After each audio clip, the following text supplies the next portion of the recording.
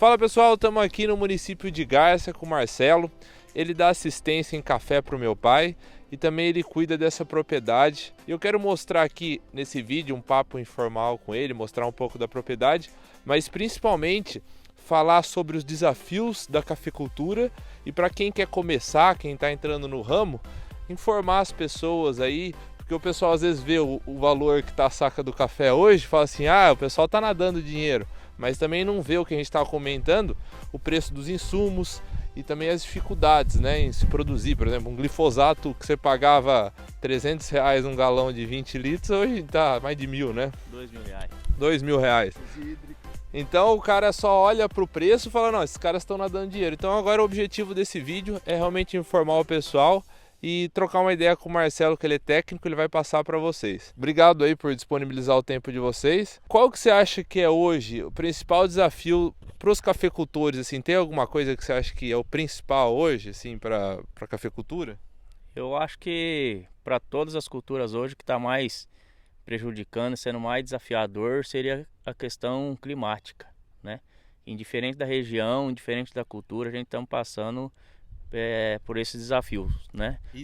Hídrico e temperatura, os extremos estão muito longe, né? Quando é calor, e quando é frio, está sendo frio, né? Além de tudo, os custos, né? Que indiferente de qualquer cultura também, aumentou demais. Especificamente do café. Antigamente era um terror o nematóide, né? Inclusive o norte do Paraná acabou praticamente a cafeicultura por conta do nematóide. Hoje ainda é esse terror, ainda é esse bicho todo assim que o pessoal assusta, ou você acha que está mais tranquilo? Sim, continua sendo, dependendo da região, mais agravante ou menos, né? Na região que nós estamos falando hoje, aqui de Garça, é uma região que o solo é bem arenoso, temos históricos em praticamente todas as propriedades de nematóide, várias raças, as mais agressivas ou menos agressivas. Graças, né, ao estudo de instituições, hoje a gente já tem algumas variedades que nos ajudam, né, na implantação, já tem uma certa resistência, uma tolerância ao nematóide, para tentar fugir um pouco das mudas enxertadas, né, que isso aí encarece o processo e a dificuldade de achar esse tipo de muda, principalmente em grande quantidade. E aqui na propriedade vocês têm o próprio viveiro, né? É o que a gente fala, às vezes, do cara conseguir autonomia em certas coisas, né? Porque quando você consegue fechar esse círculo, assim, de você mesmo ter sua produção das mudas, isso daí já facilita, você não depende de ninguém. E às vezes o pessoal tem um fornecedor específico, ele passa as melhores mudas para o fornecedor específico. Aqui vocês produzem suas próprias mudas aqui nessa propriedade? Sim, a gente começamos a produzir, a ideia do viveiro seria produzir simplesmente as mudas para consumo próprio, justamente para não ficar na mão dos viveiristas e acontecer isso aí, imprevisto de plantio, muda de qualidade ruim. E o negócio deu tão certo que hoje a gente tem dentro da propriedade um viveiro comercial, né? Que foi tão bem que a gente partiu para a área comercial também das mudas e com a garantia dos plantios próprios, né? Ter um melhor sucesso. Daqui a pouco a gente vai dar uma olhada lá. E aqui, quais são as variedades que vocês estão tendo, mais ou menos a produtividade, né? Porque esse ano, no geral aqui na região, é um ano ruim para a cafeicultura, né? Sim. Esses pés estão bem carregados, a gente veio aqui especificamente para começar a filmagem, mas não tá geral assim, inclusive a gente vai mostrar os outros que eles estão bem enfolhados, mas de produção tá bem baixa, né? Isso aqui é uma realidade, acho que geral da cafeicultura, né? O que temos aqui nessa propriedade, alguns talhões específicos com safra razoável para boa, né? Aqui nessa propriedade a gente consegue uma produtividade entre 42 e 45 sacos, né, por hectare, por ser uma propriedade irrigada. Mas se for ver no geral esse ano aqui em produção 15, 20% da área só estaria com essa produção. O resto ela está preparada para o ano que vem. Eu estava falando com o Marcelo, ele estava me passando que o café, como a gente sabe, é uma cultura bianual. E agora o desafio antes era um ano produzia, o outro não. E agora com a irrigação, com o manejo e com essas novas técnicas, tanto nutricionais quanto fitossanitárias, você está conseguindo chegar até 60%, 70% da carga no ano ruim? Isso. A ideia e um desafio também é a gente realmente diminuir essa bioanuidade. E com todas essas tecnologias, vamos falar assim, a grosso modo, a gente consegue atingir aí 60%, né, da safra no ano ruim, coisa que praticamente zerava, né, antes de implantar esse tipo de tecnologia. E o Marcelo tá até me falando, a gente pode até mostrar na árvore, sobre o ramo do café. Então, você tá me falando onde produzir uma vez, você não produz mais? O ideal depois é fazer um esqueletamento, porque ele vai crescendo e onde produziu no ano anterior não produz mais, é isso? Me explica melhor essa questão do café. Isso aí, a gente tem que fazer uma nutrição e dar condição para a planta produzir ramos novos e produtivos, né, para a próxima safra. Nesse caso aqui, não é uma safra tão alta, vamos falar, mas a gente percebe, né, que todo o ramo que a gente tinha aqui está com café. Então, praticamente ano que vem, a gente não tem ramo produtivo. E aí, nesse caso específico, provavelmente a gente vai entrar com esqueletamento para a gente gerar ramo novo aqui, né, e ter uma produtividade boa no próximo ano. E isso até anos passados ninguém fazia muito esqueletamento, deixava o pé tudo fechado há uns anos atrás? Exatamente, né? Ficava aí crescimento a livre-arbítrio, né? Então, vários produtores hoje já adquiriram essa técnica em, vamos falar assim, que a gente considera uma safra zero.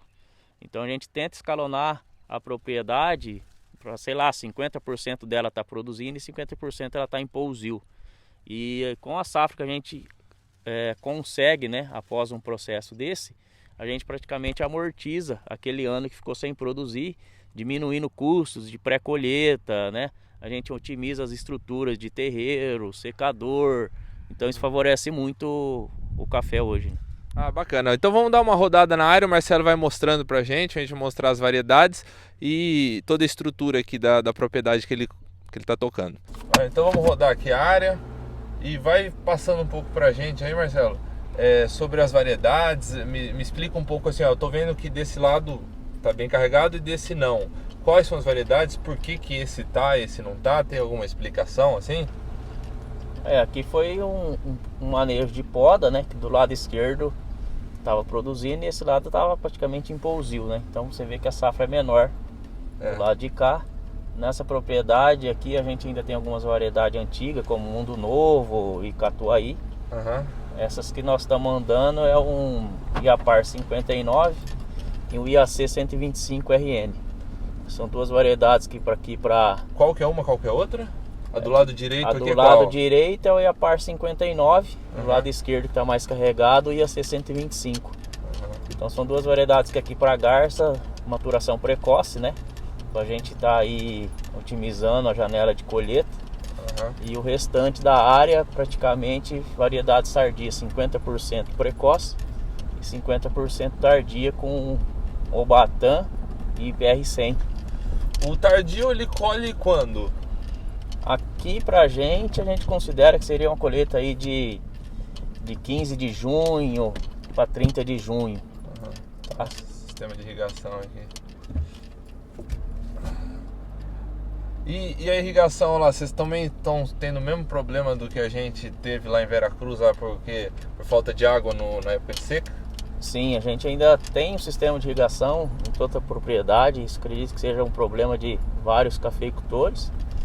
E às vezes a gente não tem água suficiente, né? Justamente na época de pegamento de florada. E aqui nessa propriedade a gente tivemos esse problema. Esse ano não conseguimos irrigar o necessário que seria para o pegamento. Teve abortamento de fruto? Sim, bastante. Vocês estão pretendendo furar um poço, alguma coisa? Tá nos planos, mas é um investimento, né, ainda caro, né? Ainda caro, então ainda tá nas programações ainda, a gente não tem ideia ainda de quando a gente vai conseguir. Aqui é o que? Área de fértil? Aqui é onde a gente tem um reservatório de água para irrigação, onde a gente prepara os fertilizantes ali para fazer a fértil. Tem poço também, né? Poço em mina? Aqui a gente, nessa propriedade, a gente tem um poço, né, semi-artesiano, que irriga 40 hectares. E do outro lado da propriedade aí já é uma mina. Aqui é o reservatório, então, igual aqui é o reservatório de água da irrigação. Essa é PAD, né? Que tinha aqui era PVC. E Pegou um dia que eu tava com o reservatório baixo e deu uma chuva de pedra. Furou tudo. Puta merda. After furou tudo? Furou tudo. É menor do que o meu lá, né? Essa Menor. lona é cara? Uxi. Essa lona hoje tá custando aí entre 28 a 30 reais o metro quadrado instalado. Aqui tem o que? Isso aqui tem 1.800 metros quadrados de lona e uma capacidade de reservatório de 3.000 metros cúbicos. Meu lá é 7 mil. 7.000 metros 7 mil. cúbicos. Dá a impressão que a sua não é tão maior, né? Ela É uma vez e meia quase, é né? uma vez e meia. É. Aí eu não sei a profundidade do que você tem lá. Aqui é isso só aqui deve- aqui é só 3,5 de água. Bom, eu não sei quanto. Agora, atualmente, vocês estão fazendo fértil ou não? Não, agora mês de abril, maio a gente já vai parando já. Porque ele precisa estressar, né? É, sim, nas lavouras que está em produção, toda a nutrição que a gente tinha que fazer já foi feita. É. Agora nas lavouras em formação, se a temperatura permitir, a gente vai até final de maio. Ah, tá. Normalmente a gente adota aí, quando começar a fazer temperatura mínima de 15 graus, é onde a gente realmente cessa. E aí fica até que mês no estresse? Como que funciona essa questão do estresse? A gente adota o estresse hídrico deficitário, não é deixar a lavoura 100% sem água. Diferente do pessoal do pivô, né, que consegue irrigar e tem uma lâmina alta de água, com o pivô ele consegue mudar praticamente o microclima, né, do talhão. E aí ele consegue aquelas floradas mais uniformes do que o que a gente consegue com o gotejo. Não que não tenha técnicos que também adote, né, esse estresse drástico, que normalmente é de 15 de junho até meados de agosto.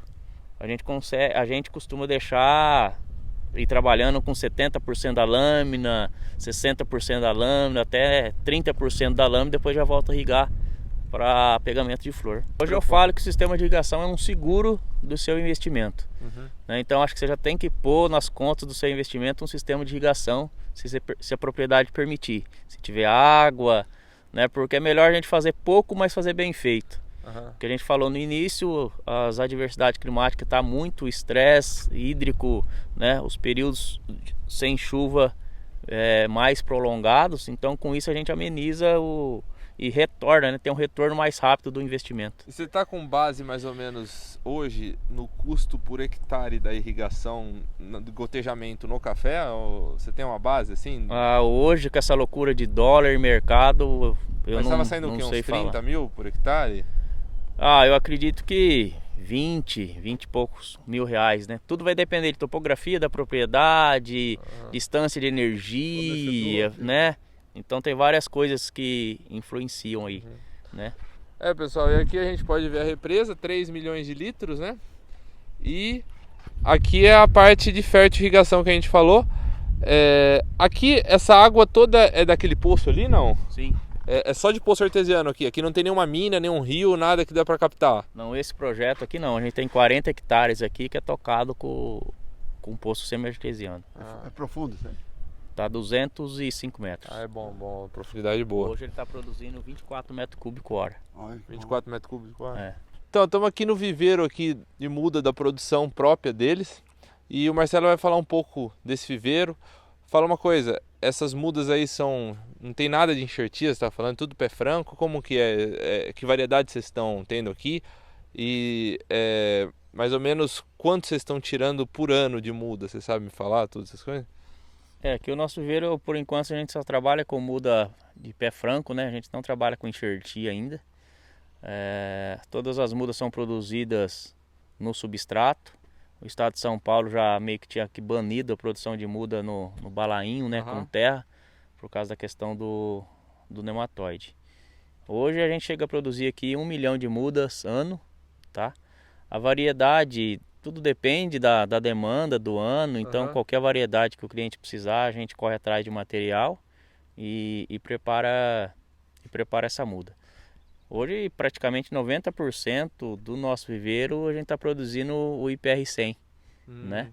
Por ser uma variedade aí relativamente resistente ao nematóide, é que o pessoal está apostando nas áreas de um pouquinho mais de problema com o nematóide. E 100% dos plantios novos muda de vocês? Hoje qualquer renovação dentro da fazenda é muda própria, a gente produz nossa própria muda para tentar uma qualidade melhor e, né, já colocar uma muda boa aí para formar as lavouras. Você que está cuidando da parte agronômica dessas mudas, tudo, ou tem algum outro agrônomo especializado nisso? Sim, sim. A responsabilidade técnica do viveiro é minha, né? O operacional, tem um pessoal da fazenda que toca, mas fitossanitário, nutrição, aquisição de sementes, comercialização, fica tudo por minha conta. É borbulha que pega também? Como que funciona esse processo de plantio? É semente? Não, Como? o café é semente. É semente. Semente. E essa semente hoje tem que ser tudo semente certificada, né? Uhum. De campos de produção certificado.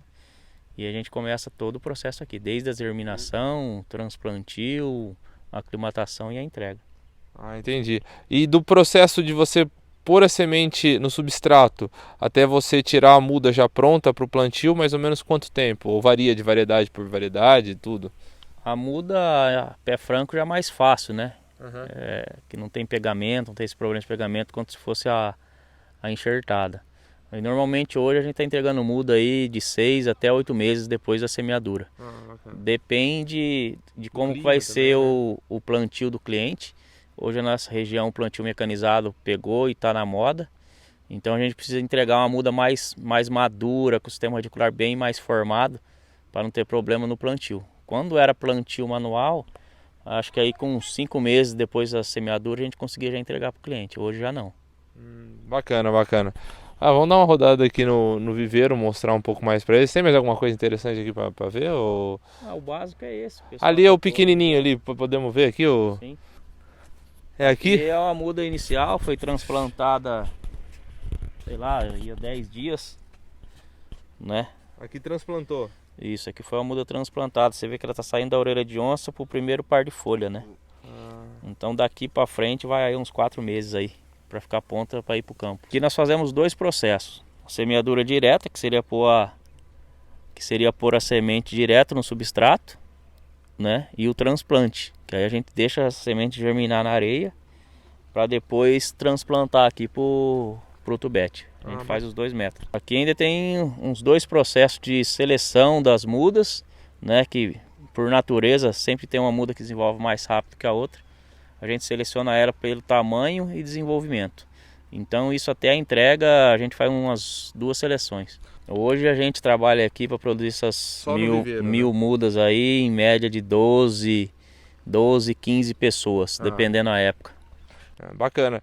E alguém a gente fala aí, é uma coisa que além deles servir para eles, agora está dando lucro. Inicialmente, como o Marcelo falou, era para ser só para eles.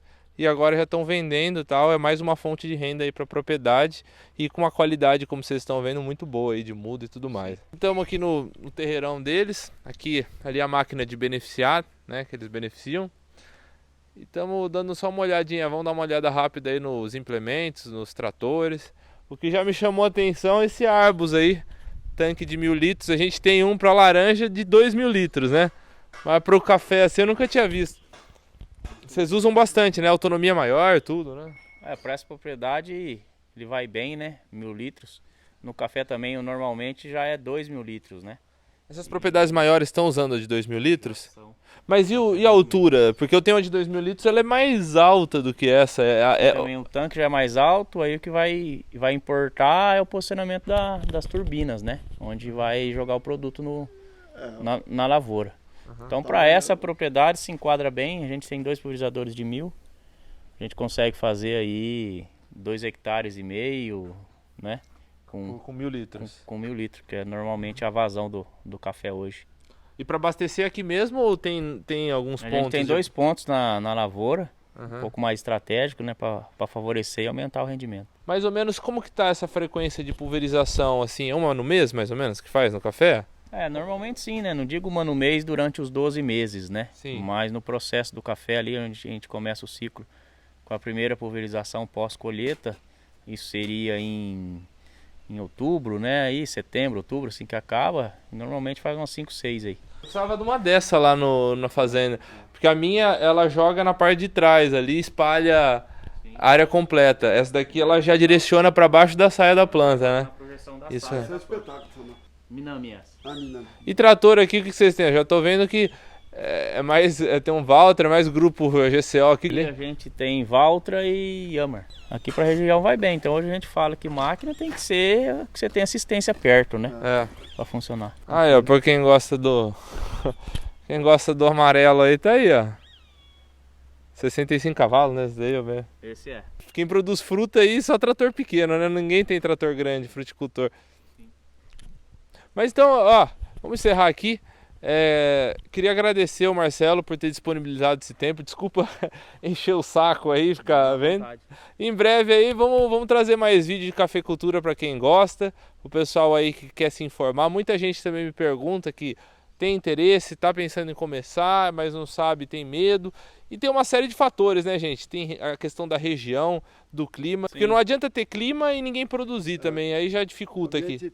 Técnico, né? Aqui tem ambiente técnico, tem todo o suporte, então tem que olhar muito isso na região de vocês. Tem tudo. Sim, como todo negócio, a cafeicultura, né, não deixa de ser um investimento caro. Então, para quem está querendo entrar aí, sempre pesquisar e consultar antes de estar investindo. Procura um bom técnico, um bom agrônomo, um cara especializado nisso, né? E não faz loucura. E ó, a pergunta final: dá dinheiro, dá para encher os bolsos de dinheiro com café ou não dá? Bem trabalhado dá. Não? Rapaz, agora vamos mostrar as barras de ouro ali ou não? Valeu, Marcelo. Obrigadão, viu? Formiga. Tá gravando. Eu tô em cima do... cuidado aí, você vai se ferrar aqui, ó. Nossa, não, já me ferrei. Parou. Ei, escolheu o lugar. Eu vi que tava doído aqui. Ou pode ajeitar. Tô alérgico, deve ter muito aí na meia. Pode limpar, seu Virgílio. Vai gravar, hein? Chato, hein? Nós estamos vindo, segura aí. Vai daí. Nossa. E paramos em cima de um formigueiro. A lavoura mais preparada para o ano que vem lá no fundo. Pra gente... Até mais bonita.